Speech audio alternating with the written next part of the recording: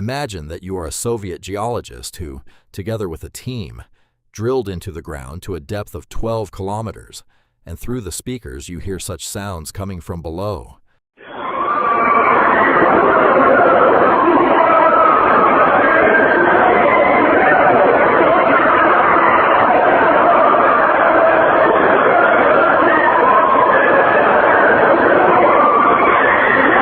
May 24, 1970, the Kola Peninsula, Soviet Union, 9:40 a.m. The landscape here offered nothing to soften it. Flat, treeless tundra stretched in every direction beneath a pale Arctic sky, broken only by scattered birch scrub and the distant gray line of the Barents Sea. Roughly 10 kilometers from the town of Zapolyarny, a drilling rig rose out of the wilderness like an iron cathedral, tall, skeletal, indifferent to the cold. This was the site chosen by the Soviet Academy of Sciences for an undertaking unlike anything attempted before. The goal was not to find oil, it was not to find minerals. The goal was simply to go down, deeper into the Earth's crust than any human project in history had ever gone. No one working on that first morning could have said with certainty what waited for them at the bottom. That in itself was the entire point. The project was called the Kola Superdeep Borehole, and it had begun 3 years earlier, under the direction of a small team of geologists who believed the crust of the planet held secrets that could only be reached by drilling straight through it. Chief among them was a senior geologist who had spent his career studying the ancient rock formations of the Baltic Shield, some of the oldest exposed stone on the surface of the Earth. He had argued for years that beneath the Kola Peninsula lay a unique geological window, where rock more than 2.5 billion years old sat closer to the surface than almost anywhere else on the planet. If they could drill there, he insisted, they could read the deep history of the Earth itself, layer by layer, like pages in a book no one had ever opened. Colleagues who doubted him in the early years would later admit, quietly, that his stubbornness had been the only reason the project survived its first difficult winters. What none of them yet suspected was that the deeper that book went, the less it would resemble anything written in their textbooks. Within the first 2 years, long before the borehole approached any record-breaking depth, the engineers stationed at the site began to notice something the official reports never mentioned. The drill, designed purely as a mechanical and geological instrument, was connected to acoustic sensors meant to track rock fracturing far below the surface. On certain nights, in the dead stillness of the Arctic winter, those sensors picked up sound that did not behave the way sound from rock was supposed to behave. Low, shifting, almost rhythmic, rising and falling in a pattern none of the engineers could match to any known geological process. It was easy in daylight, surrounded by colleagues and machinery, to dismiss it as friction, as pressure, as the ordinary creaking of a planet under strain. It was harder, alone on a night shift with nothing but the wind and the slow turning of the drill, not to wonder. By 1979, the borehole had passed 12 kilometers in depth, surpassing every previous drilling project on the planet and entering territory that existed only in theoretical models. The deeper the drill went, the stranger the readings became, and not only the acoustic ones. Soviet seismologists had long predicted that at a certain depth,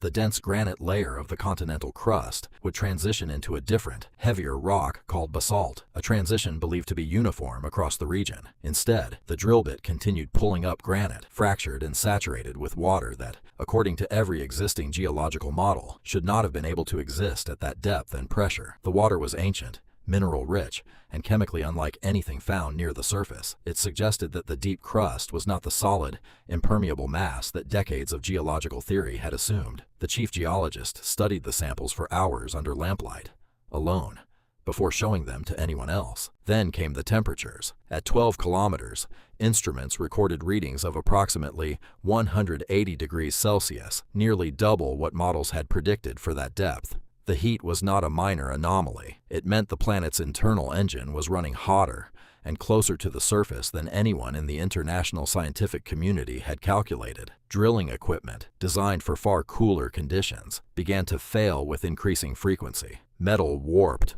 drill bits melted and fractured under stress no engineer had planned for. Each replacement required hauling new equipment across hundreds of kilometers of Arctic terrain, then lowering it down a shaft so narrow and so deep that a single misalignment could end the project entirely. The young engineers who worked the rig in rotating shifts lived with a particular kind of exhaustion, not just physical, but psychological. The acoustic anomalies that had begun quietly in the project's earliest years had not gone away with depth. If anything, they had grown sharper, more frequent, harder to dismiss. In the long isolation of the Arctic night, with the wind screaming across the open tundra and the rig groaning under its own mechanical strain, the equipment sometimes returned sounds that defied easy explanation. Low, resonant frequencies, irregular pulses that did not match any known geological pattern. One night engineer, working alone on a winter shift at the deepest point yet, later described pulling off his headset and refusing to put it back on for the rest of the night, not because he believed in anything supernatural, he insisted, but because something in the sound had unsettled a part of him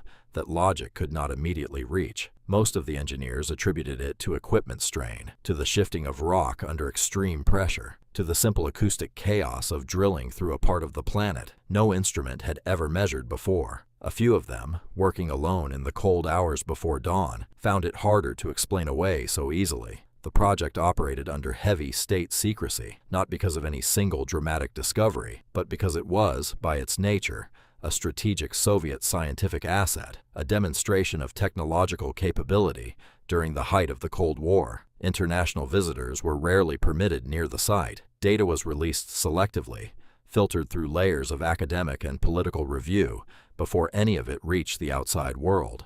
A senior Communist Party overseer was assigned to the project specifically to ensure that nothing, no data, no equipment failure, no unexplained anomaly, left the site without explicit approval. He attended briefings personally, reviewed every report before it was filed, and made it unmistakably clear to the scientific staff that the borehole's purpose was prestige, not mystery. When the night engineer's account of the strange acoustic recording reached him secondhand, he summoned the man personally, listened without expression, and ordered the relevant logbook page removed and replaced. Unexplained phenomena were, in his vocabulary, simply phenomena not yet explained by approved science. The distinction mattered enormously to him and to the men he answered to in Moscow. By the mid-1980s, the borehole had reached its maximum depth of 12,262 meters, the deepest artificial point ever created in the Earth's crust, a record that remains unbroken to this day. The original goal had been to reach 15 kilometers, but the extreme heat and the increasingly plastic, ductile behavior of the rock at that depth made further progress effectively impossible with the technology available. The rock at those depths did not behave like solid stone. Under the combination of heat and pressure, it flowed, slowly, like a substance suspended between solid and liquid. Drilling further was not forbidden.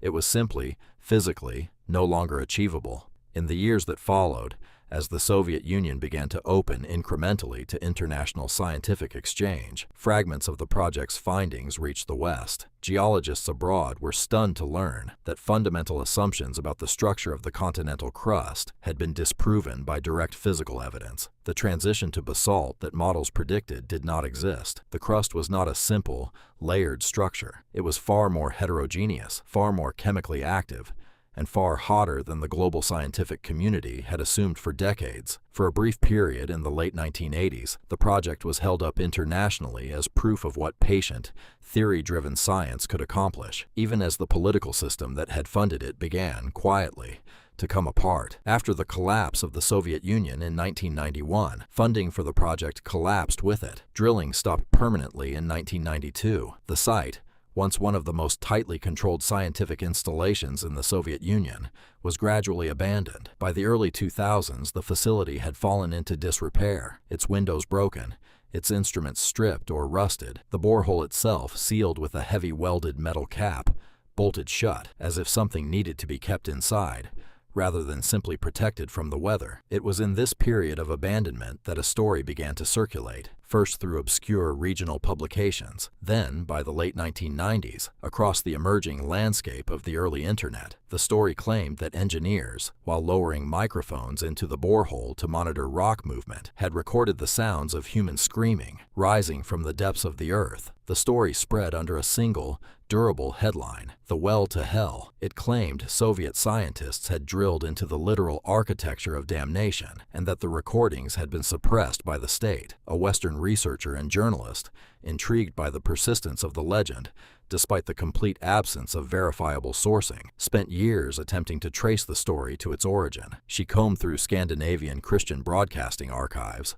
where the claim had first gained mass circulation, and corresponded with Russian geologists who had worked on the actual project. What she found was that no credible scientist associated with the Kola Superdeep Borehole had ever made any such claim. The recordings did not exist in any verifiable form. The story had been fabricated, likely originating in a Finnish religious newsletter before being amplified, translated, and embellished as it crossed into American evangelical media in 1989, arriving in a culture primed to believe it. When she finally located one of the original engineers, now elderly, living quietly outside Murmansk, he laughed at the question, then grew quiet, and admitted that the real story, the readings nobody could explain, the heat, the water, the logbook page that vanished, had never needed embellishment to be unsettling. But beneath the fabricated legend sat something the legend itself had obscured, a set of genuinely strange, genuinely unexplained scientific findings that nobody had needed to invent. The ancient pressurized water at depths theory said should be dry. The extreme heat that broke equipment models said should hold. The acoustic anomalies that had begun in the project's earliest, quietest years and never fully went away. Anomalies that,